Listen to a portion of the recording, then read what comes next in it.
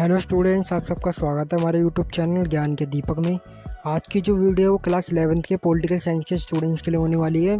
जो आपकी first book है भारतीय संविधान में किरण, उसका जो थर्ड चैप्टर है चुनाव और प्रतिनिधित्व, उसके एक टॉपिक को आज हम समझेंगे शॉर्ट वीडियो में कि चुनाव और लोकतंत्र क्या है।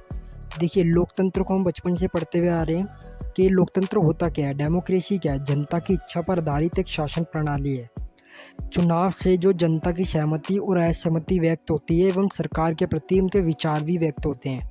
चुनाव के जरिए सरकार जनता के प्रति उत्तरदायी बनती है। प्रतिनिधि चुने जाने के बाद लोगों की कुछ इच्छाएं और आकांक्षाएं होती है अपने प्रतिनिधि से कि वो इस बात को संसद में रखे, सरकार से रखे, हमारे समाज के विकास के लिए, देश के विकास के लिए। चुनाव जो है बिना लोकतंत्र के अधूरा है, क्योंकि बिना लोकतंत्र के चुनाव संभव ही नहीं है, वो तानाशाही के अंतर्गत आ जाता है। आई होप कि आपको कंटेंट समझ आया हो। वीडियो अच्छी लगी हो लाइक शेयर सब्सक्राइब करना। मिलते हैं नेक्स्ट वीडियो में, तब तक के लिए bye bye, take care, full